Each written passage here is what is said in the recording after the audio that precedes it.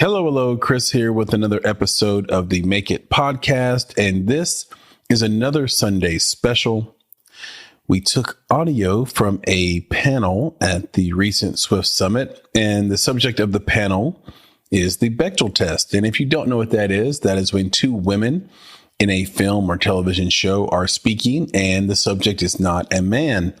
This panel has a bunch of friends from the podcast and a few folks who haven't been on the podcast before, but are so qualified to talk about this.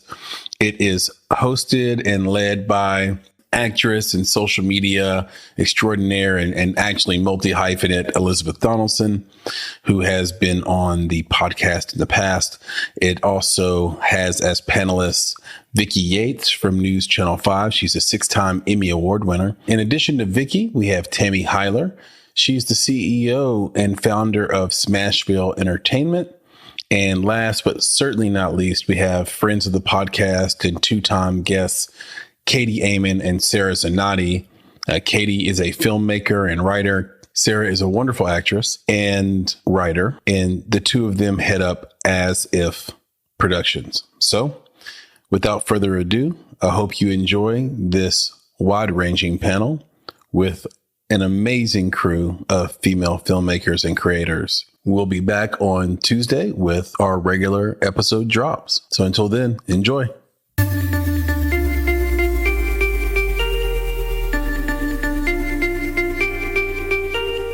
You're listening to Make It, a podcast by Bonsai Creative that helps creatives in film get where they're going faster by sharing the advice, knowledge, and insights of professional creatives across the film industry. I'm your host, Chris Barkley.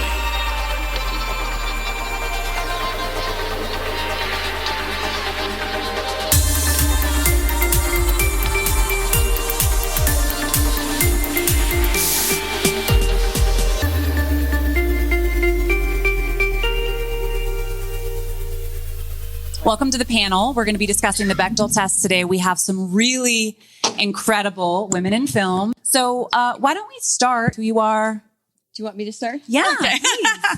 I'm Tammy Hyler, and I am a filmmaker. I have a company called Smashville Entertainment. And I started here in Nashville as a songwriter for years at Sony and a couple of other publishing companies, but the bulk of my career was at Sony Music, and segued into films and television in 2013. My background is I lived in LA for years and worked in the film industry there, and moonlighted as a country singer. So I came here, or a country writer, and came here and kind of lived in the music world for a while. And now I'm back in film and TV. And my, Dr. Ming said, my thesis for today. So my thesis in general in my career is have fun. Have fun. Make your working environment fun, and you'll get the best work out of everyone. Thank you. My name's Katie Amond, and I am a screenwriter, producer, director, editor. I have a production company with Sarah Zanotti here, and we make feature films, usually pretty dark ones. Sometimes funny. Yeah. Okay. Go ahead. Here. Thank you so much. Yes, I'm Sarah Zanotti, and Katie and I have a production company together called As If Productions, which is Amond, Zanotti, and then we love Clueless. Even though our movies don't reflect the genre of Clueless at all. We make mostly psychological thrillers with like horror elements in them, although we're starting to branch out into like dark comedy. I'm an actress. Katie directs. We write together. And I don't know, we love cheese. Yeah. We both love cheese. Okay. I don't know. I guess it's working. Okay. Yeah. I'm Vicki Yates. I work for News Channel 5. I've been working for News Channel 5 for the past 32 years. Prior to that, I worked in Pittsburgh, and prior to that, Cincinnati, and prior to that, Toledo, Ohio. I can't say that I have a lot of film experience other than interviewing a lot of actors and actresses and a few directors over the years. But I have 6 Emmys, but none of them were in film. Unfortunately, I'd like to say I had won a film Emmy, but I didn't. But I really enjoy film, if that helps. And I'm very conscientious about what I watch and certain things that I don't necessarily enjoy, but still watch so I can always learn. Beautiful. Thank you so much, everyone. So everyone, welcome our fantastic panelists. So Katie, I'm going to turn this one over to you to really explain and lay out what is the Bechdel test. Let everybody know, because I know that you can say it better than I can. The Bechdel test. Here we go. I got to hold it. The Bechdel test started in fiction, and it was a test created to measure the representation of women in fiction. And today, in order to pass the Bechdel test, or what the Bechdel test is having a scene with two female characters or female identifying characters talking about something other than a man. Whoa. That is the Bechdel test. It's very complicated. Sex and the City has never passed it, not in one episode. Not a once. Yeah, that's essentially it. And by making sure that your script passes that test at least once or twice, you can, make sure you're properly representing both genders or all genders. Yeah. Beautiful. I think that's just such an interesting thing. And I think that we don't often think about it, is how so much cinema and writing is centered around this sort of classic story of like romance and love and men. And, I'm very pro men, but in telling women's stories, we all know the conversations that we have with one another. So I just think that representation of actual female viewpoints is so important. So why don't we start? Tammy, I would love to hear just sort of your experience in how have you amplified the female voice in your work, and what's that journey been like for you? That's funny that you all put me on this panel, because I didn't know how to pronounce it until this morning. Just like a couple minutes ago, I was calling it the Bechdel test. I'm going to speak on the Bechdel test. Anyway, I happen to I've produced 3 features and a documentary, and my newest project I just finished is a pilot for television, scripted drama series.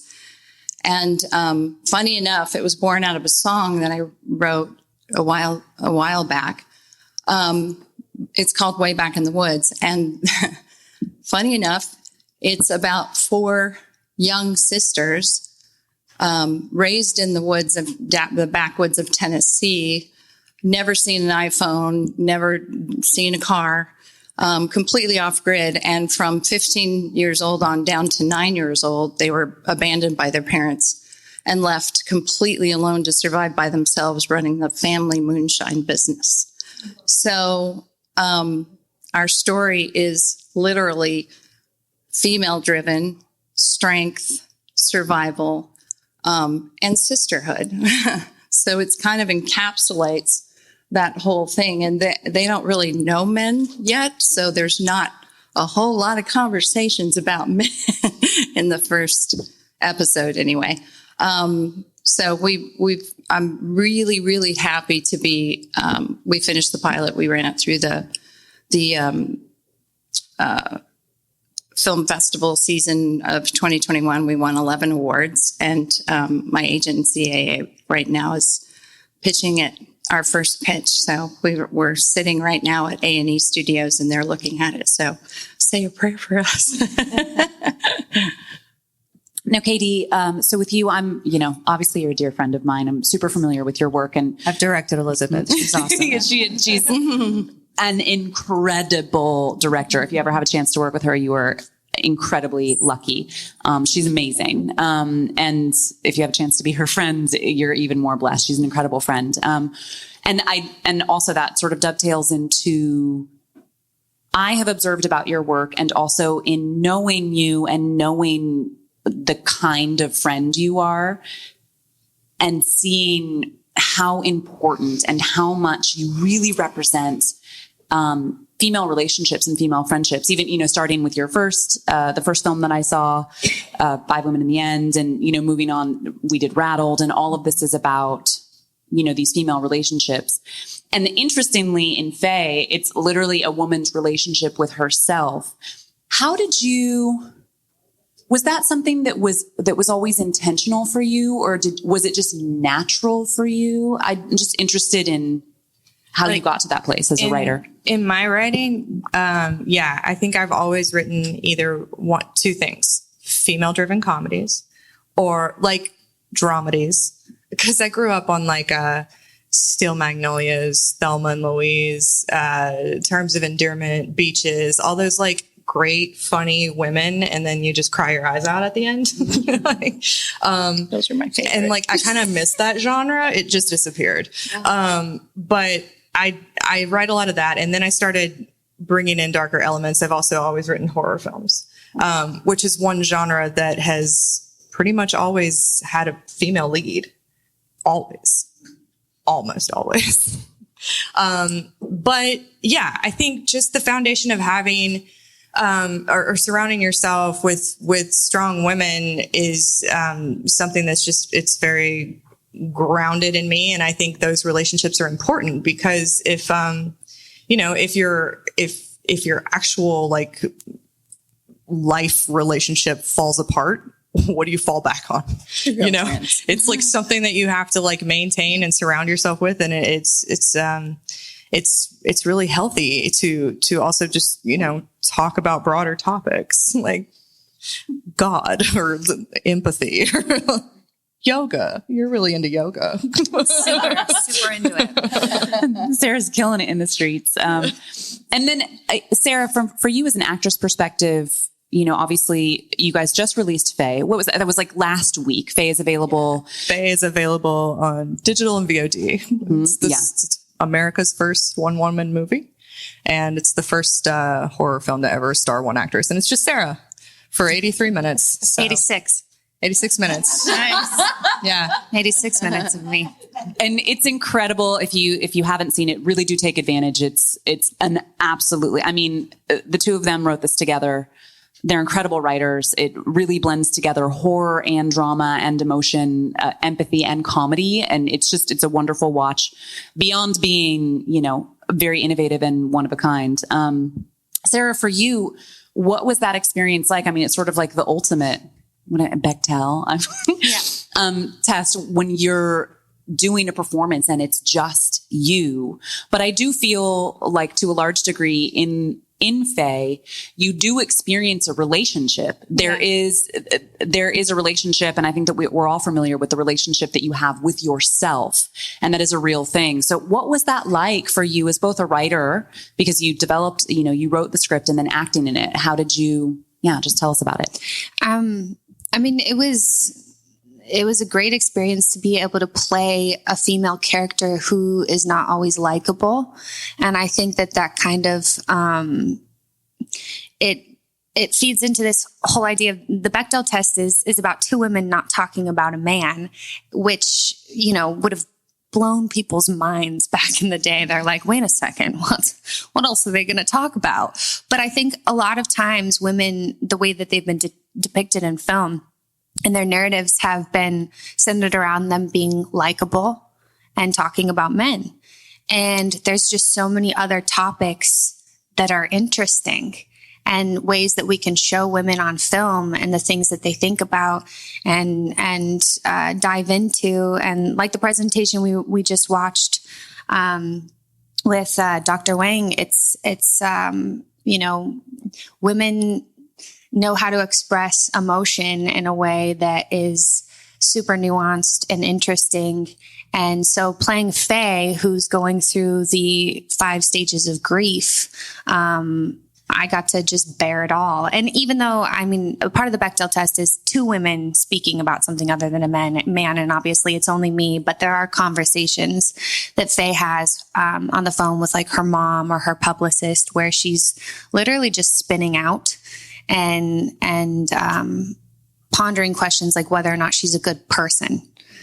And, we've all been there, no matter what gender, but it was great. It was awesome. I got to just feel all my feelings with a camera in my face, which if you know me, that's very, I like it. I like it. Beautiful. And we'll take it to the end.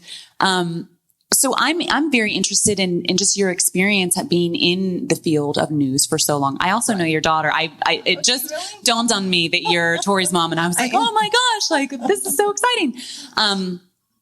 What has that been like? I mean, especially being in the field for an extended period of time where there's many different evolutions happening in our culture, Yeah.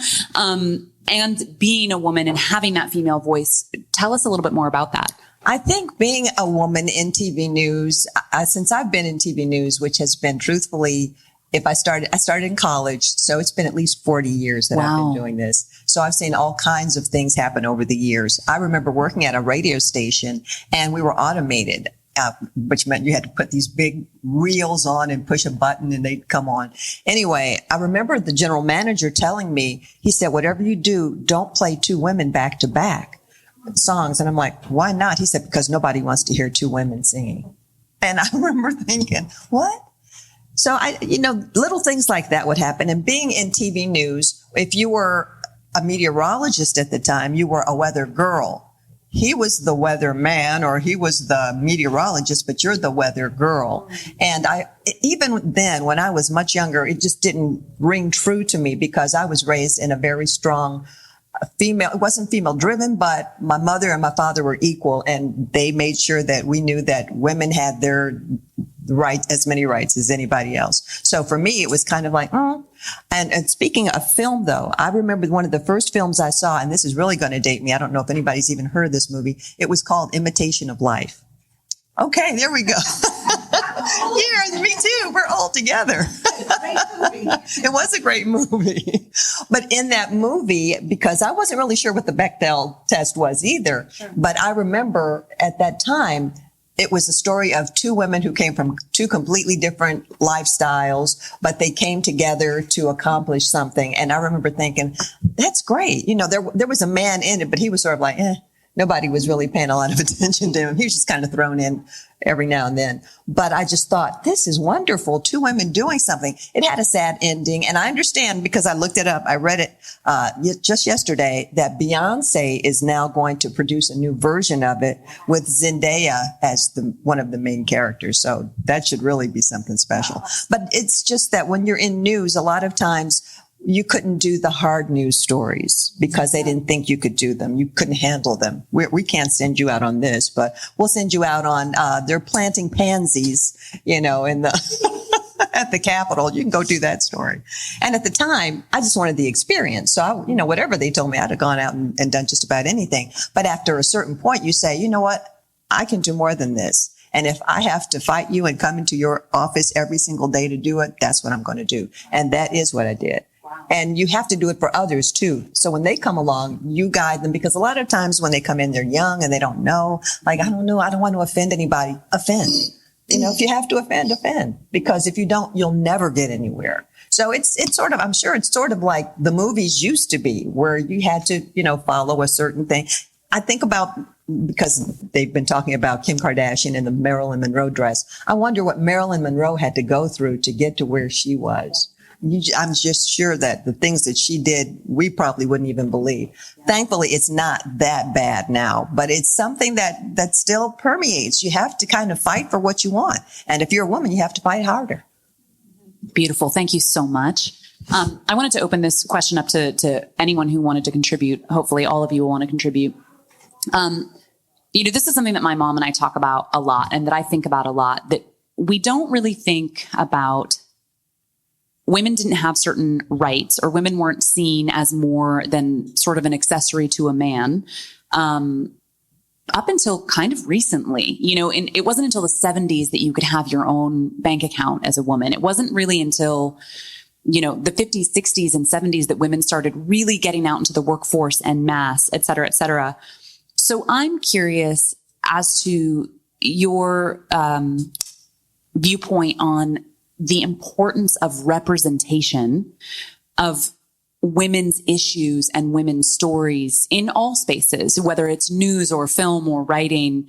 How do you think that is helpful to all of us, men and women? I'll go first if you don't mind.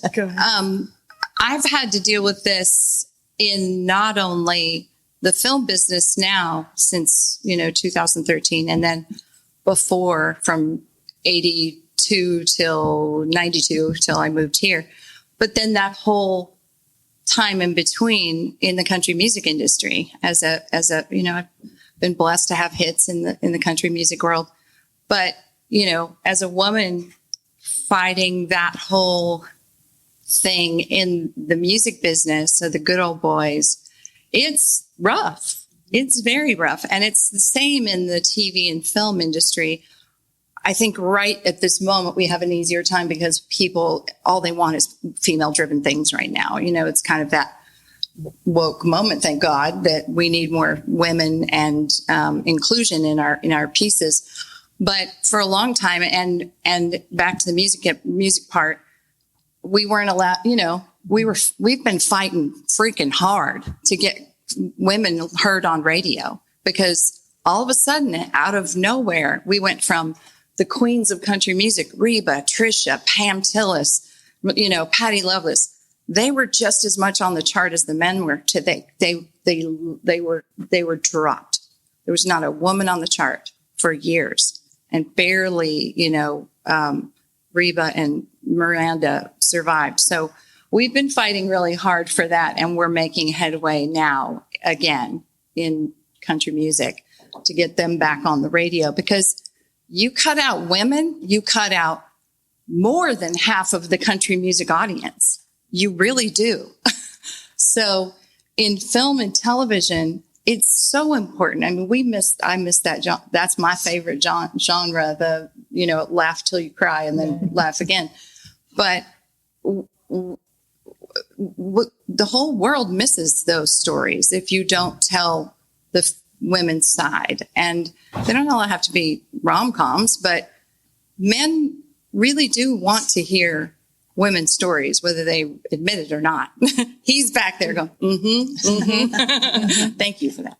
But, so yeah, it's important for all of us to, put your head down and keep going, because it's just really, really important to put that out there. It doesn't matter what they say. It doesn't matter what they tell you need in the movie or in the TV show. Ignore it. Make your peace. Yeah. Do it anyway.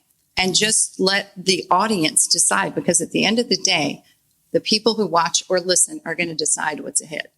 Yeah. I think it's also, there's nothing better than going to see a movie and feel like it was honest and truthful, and you can see a piece of yourself in that movie.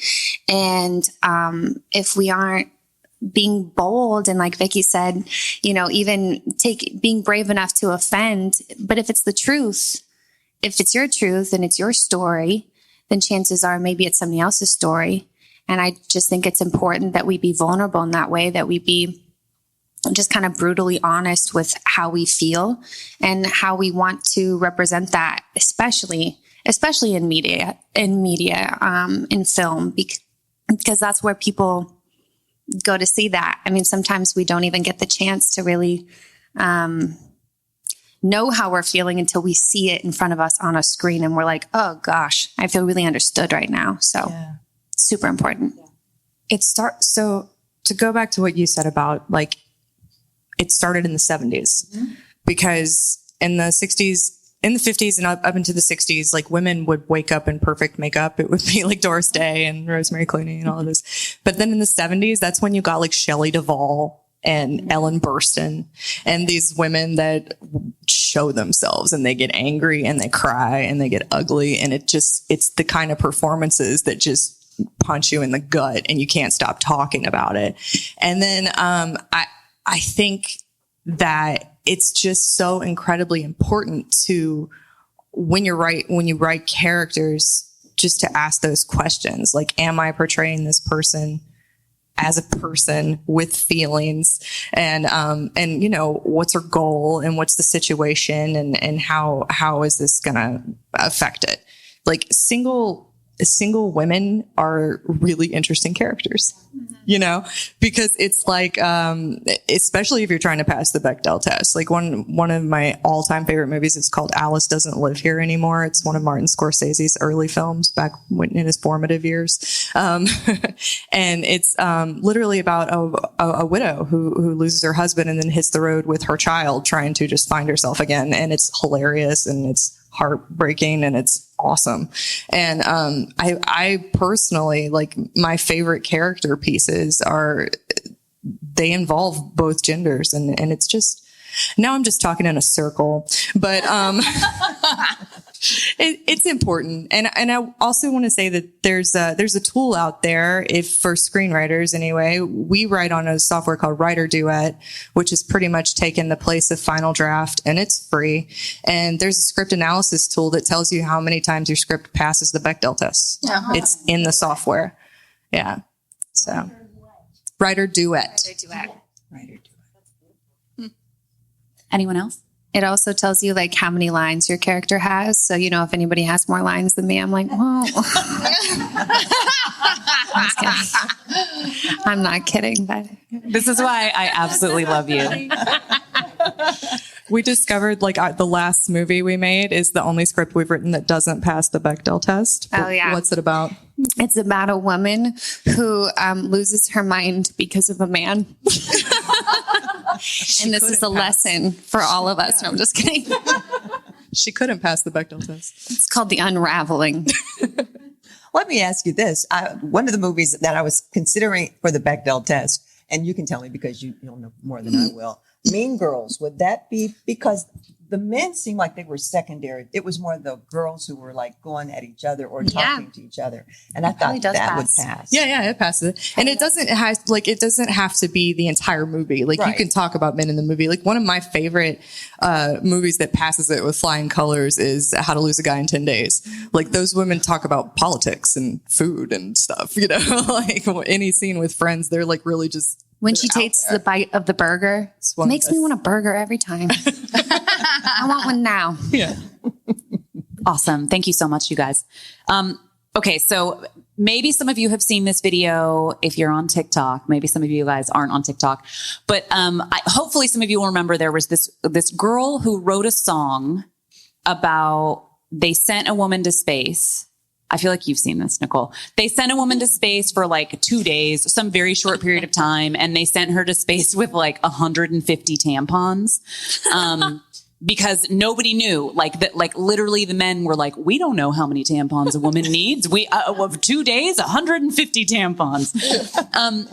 And so again, this is something that I think about often. And I don't know, I guess I have really interesting conversations with my mom, but just the fact that there's issues that are very distinct to being a woman, that especially, I just went to visit my aunts and uncles who were all like in their 70s and 80s, and they were telling all these interesting stories from their youth and things like secret pregnancies. Like, I have an uncle who legitimately, nobody knew that he was born to another man until after his mother died. She took that secret to the grave because that's what it was like to be a woman in those periods of times. And I think about the fact that there's so many things that women deal with: pregnancy, miscarriage, period things, reproductive issues that are very distinctly women's issues that simply are not even discussed. So I'm very interested, specifically referring to the Bechdel test and like women in film and television as an opportunity to tell stories that are distinctly centered around women and the experience of being a woman. How important do you think it is to have that representation of like distinctly female experiences and to have an opportunity to educate the world around us? Go. I mean, I think it's incredibly important. It just opens up a perspective to anyone who's never seen it. You know, it's like having, you know, like you never discuss politics or religion at the table. Mm-hmm. Do it in movies, you know, like, yeah, I think movies are a safe place to explore, controversial issues or things that we don't want to talk about because it's surrounded by just decades of shame. But I think we're finally at a place in America, or in this culture anyway, where we can override those things completely. And film is a cool way to do that. Yeah. Yeah. I think it's important too, and I'm just kind of throwing this in, the mix, for women of color to be represented. Absolutely. Because there are sometimes two different things going on. Yeah. What a person of color has to deal with as opposed to a person who's not, it's a whole different story. And sometimes those things are not addressed, or they're kind of pushed to the side, like, we'll talk about that later. I think it's very important that everybody is equally represented. Absolutely. And that, a lot of Black women have hair issues. We don't want to get rained on.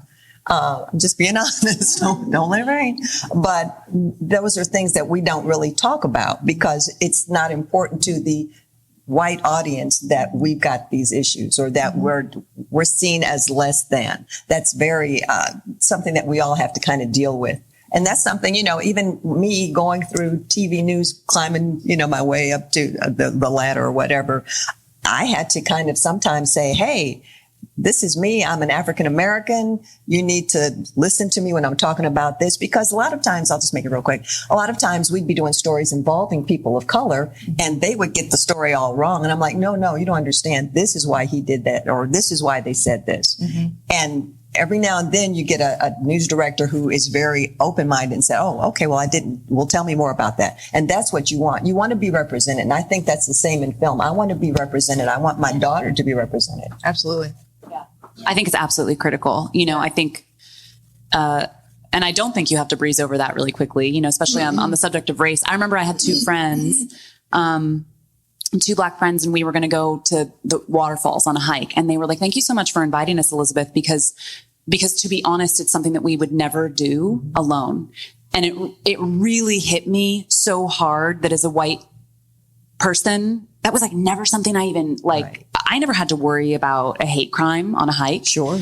But my friends absolutely did. And so I think, from that perspective, representation and really, really providing a space. And I think, Katie, you explained it so brilliantly. Film is a safe space where you can communicate about something in a well-rounded way that the communication can be received and perhaps hopefully bring about more understanding of what's the truth of what's happening with people. So yeah, representation is critical. Anyone else? I'll add to that. I'm working on a new TV series called Burning Daylight. Well, this is a true story, but in the Civil War, when all the men went off to war here in this area, this starts in Arkansas, the cattle had to get to Fort Worth or people didn't eat beef, so the women and the children in town drove the cattle. So, but in this whole process, and I have some rodeo friends, I'm a horse person too. I don't know if y'all knew that, but,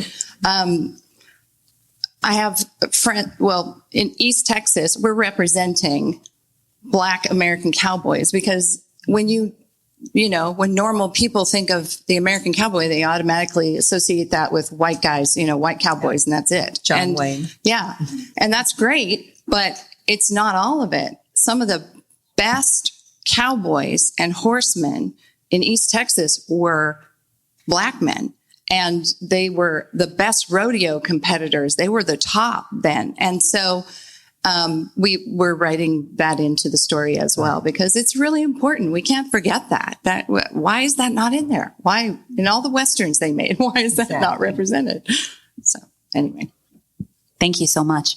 I'm curious to hear from you as to what movie or piece of writing that passed the Bechdel test, female performance, really impacted you. Was there something that you saw and you were like, and it doesn't necessarily have to have impacted your film career or made you want to write something, but just you as a human being, what performance did you see that really changed you and stuck with you?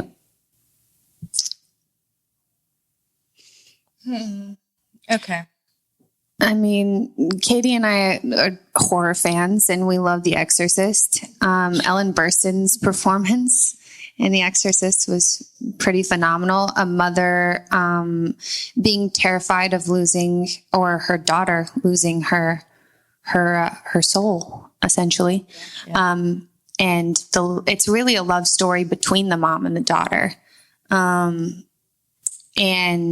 you know, obviously all of the spiritual elements that go into that, super phenomenal. I mean, Ellen Burstyn in general, she's always been so gritty on film, and was never afraid to expose, just those unpretty, the raw emotion behind what a person can go through. Yeah. I think for me, right, that just popped into mind was Terms of Endearment.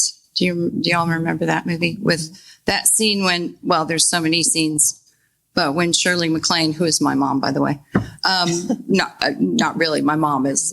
I was like, that's awesome. Yeah, she was great. She was awesome. She all called of our herself moms. Yeah. colorful. So, but that scene when she goes out into the nurse's station and walks around and says, "Give my daughter the shot. Give my daughter the shot." Well, you know, that was ugly, was phenomenal. And it was It's a classic moment. completely guttural. My daughter's hurting. Somebody do something right now. You know, that there is a moment of, that's not about a man. That's about the woman and the daughter and that mom. I can't even think of it. I have a daughter. Maternal. That maternal, you know. Yeah. On film.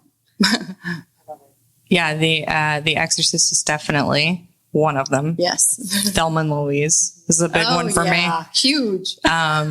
And then I would say most recently, and this is something I know that we've both watched a ton of times, is Booksmart. Paddington 2. Paddington 2. Everything boils down to Paddington 2. That's in her top 10, although I don't think it passes the Bechdel test. Booksmart's a really brilliant, hilarious, modern, It's so good. Female friendship story about high schoolers that are, they're just, it's great. Everything about that movie is pretty perfect. Mm-hmm. And it passes the Bechdel test with flying colors. I'm a fan of, and I don't think it passes the Bechdel test. 9 to 5.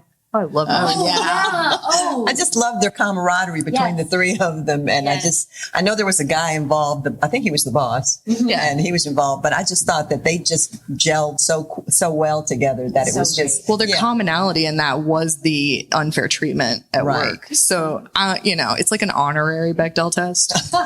Honorary. It was the first. It was the first movie to show like women in a professional lifestyle smoking weed. That's important. That's right. That's Lily Tomlin. That's a moment in film history.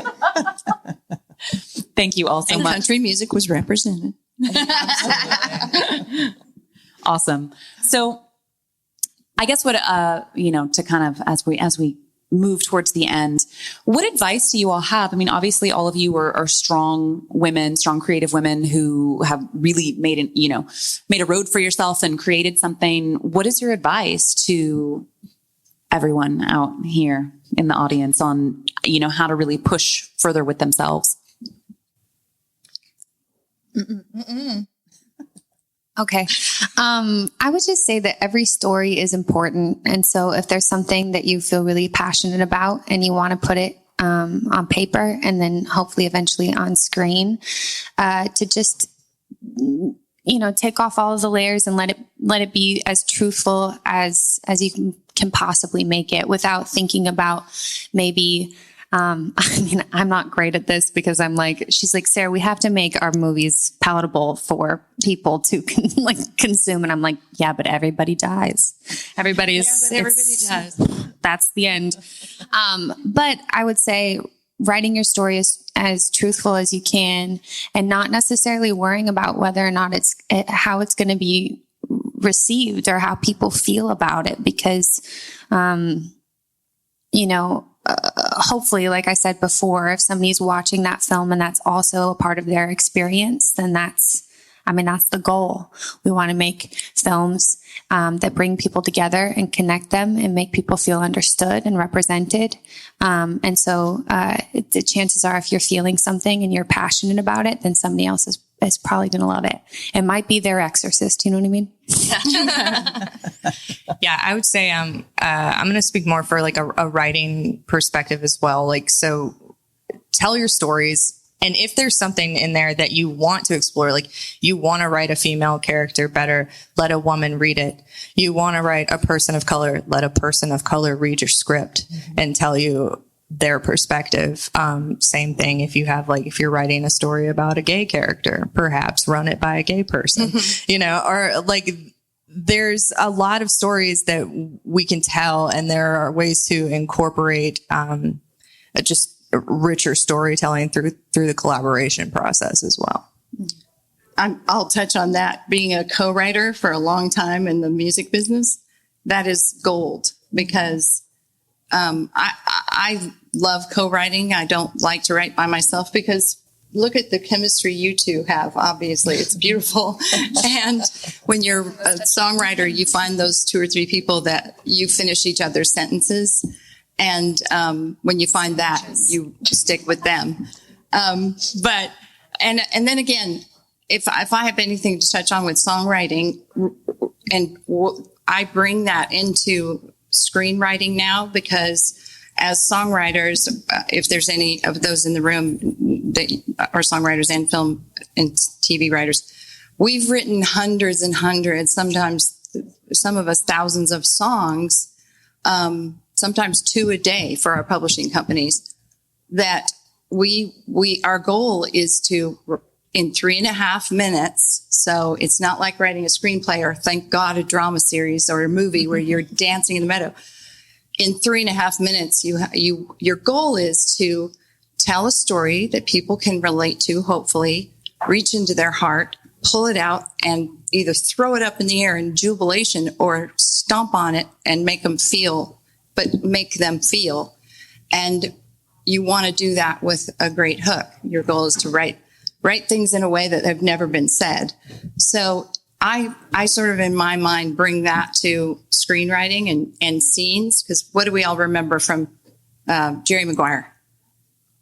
Show me the money. Show me the money. Me at hello. You had me at hello, and you complete me. Those the are human hooks. head weighs 8 pounds. Those are hooks. Those are song hooks. All of us go to movies, go home and write songs, and the first one to get to the hit, Kenny Chesney recorded it. Ah, crap. My You Complete Me song's dead now. But if you can write each scene with a great hook, then you're gold. And I go back and write. I check every scene after I've written and think it's great, and hopefully try to have one of those hooks in every scene so that there's that line that people walk away from and go, wow, that's how people hopefully give my daughter the shot. Yes, exactly. So if that's a little bit of advice, it's something I try to follow and, don't succeed all the time, but it's an interesting thing to think of. Hundreds of mini movies we've had to write. So now we get to dance in the meadow. My only quote is, don't let your dreams die with you. Because how many times have you said, if only I could do this. I've wanted to do a play. I've wanted to act. I wanted to produce. I wanted to direct. But oh no, I don't think I can. You have to do it. There's things in your life that you have to do, and they're not going to be easy. And that's why you have to do it, because it's not going to be easy. Do not let your dreams just kind of, as they lower you in the ground. Well, she had a lot of dreams, didn't get them done, but that's because she was afraid to. Stop being afraid. Just stop being afraid. Do it. If you want to do it, do it. What have you got to lose? Seriously. If you mess up, you start over again. It's like, you remember the Etch-a-Sketch used to turn? Yes. If you mess up, just shake it and start over again. So that's my advice. Beautiful. Thank you so much. I think that in general, women want to lift each other up. Mm-hmm. I think there's competition. It's healthy competition. There's some jealousy in my environment anyway, behind the scenes. It's a healthy jealousy. I definitely want to see my fellow women, all my female friends succeed. And then something to be said about the diva aspect or the catty attitude or whatever. A lot of times, and I think this is something that we've even talked about with like Tom Hardy. Yes. It's a woman just setting a boundary or just taking her power and putting her foot down, which it would be fine if it were, like from a director's perspective or from an actor's perspective, no one would blink if a man said this. And sometimes if a woman just sets a boundary, she's now catty or highly demanding. But I think that's a compliment, In the music studio, they call you a bitch. Yeah. If you get that reputation, then, I want to work with you. And that's why we're business partners. That's why we're... On our last film that we did, I had a birth scene, and Nicole here was there. She was a producer in hair and makeup, and then Katie was directing. And I just remember feeling so comforted by all of the women in the room. And one of our PAs, who was her one of her first films working, she was like, "It was like you were all her doulas." And I was like, it kind of felt like that. But there's nothing better for me than showing up on set and having another woman there, because sometimes I'm nervous or I'm scared. And not that I don't also go to my male co-stars or friends or whoever's working on set, but there's just, for me, I am, I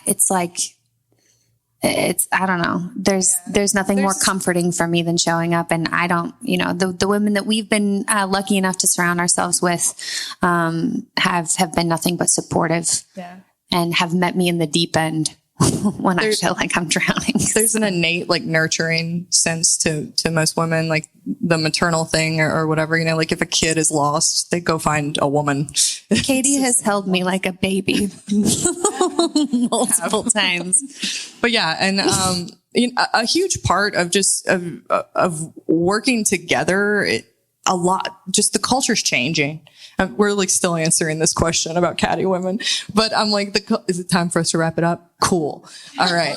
The culture's changing, and a lot of it has to do with collaboration, with consent culture, and with just the fight for equality in general. And Elisabeth, I'm going to hand it back to you to put a bow on it. Well, I mean, I think you guys do. I think everyone here does such a great example of, if you want a strong community, you build a strong community. If you don't want to experience cattiness, then you aren't catty. I think that whatever, I mean, not to sound, like I'm a mystic, but what you are seeking and the vibration that you put out is what you're going to find. So if you find yourself surrounded by environments where everyone is catty and cutting each other down, well, remove yourself from that environment and go find an environment where people are building each other up and helping each other up the mountain and creating a brand new culture. Because that's the only way that we evolve, There's my bow. Oh. No, I was going to add something really quick. I think that the industry also used to be, there weren't a lot of female filmmakers. And so a lot of times there was that one token female role that, the industry used to pit actresses against each other in order to get that one thing. But I think now with more females making films and producing and stuff like that it's less of an issue. And I also think it's know your worth. Not every role is for you. And sometimes Elisabeth is an actress that I am always inspired by and look up to. And Lord knows there are roles that I'm like, that's hers. That's Elisabeth's, you know what I mean? And anyways. Beautiful. Thank you. Not a bow, but whatever. A tag, if you will. That's that. But yeah, I mean, we just definitely want to encourage everyone to get your piece of the pie, because it's important. And because, like we've said so many times, representation matters. And we all you have to write your script, and you have to make your things, and you have to really make it so that other people can also make it too. So we're all forging the path together. I just want to thank you all for attending today. I want to thank our lovely panelists. Let's give them a round of applause.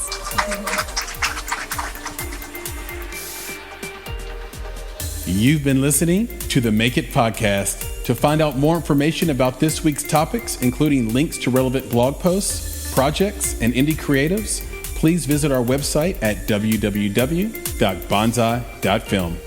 If you haven't already, you can join our podcast community on Apple Podcasts or the podcast app of your choice by searching for Make It Bonsai Creative, and the show will pop right up. You now have the opportunity to support the production of this podcast. If you love Make It and are a true fan of what we're trying to accomplish in the indie film community, please visit www.bonsai.film and click Contribute. Contributions start at only $5 monthly.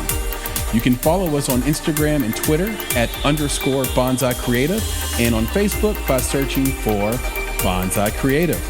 You can provide feedback to us via email at contact@bonsai.film, and you can follow me, Chris, on Twitter at FlamingYourHeart. That's FlamingYurHeart. And of course, if you're looking to take a big step towards your filmmaking success, go to www.bonsai.film and click on Services to explore a variety of offerings from keynotes and panels to pitch readiness assessments and so much more. You have everything to gain. Until next time, be better, be creative, be engaged, and thank you for listening.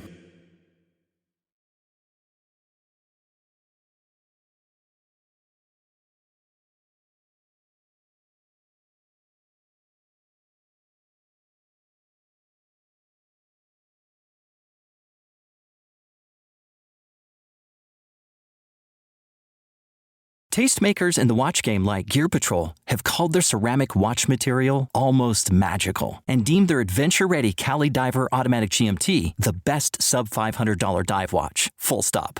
It's our friends at Movement. A Movement watch is built to run with precision, purpose, and X factors needed to make the best of the time you keep. From their best-selling automatics to innovative ceramics to more clean, inspired designs. Find your new Movement now at mvmt.com. That's mvmt.com.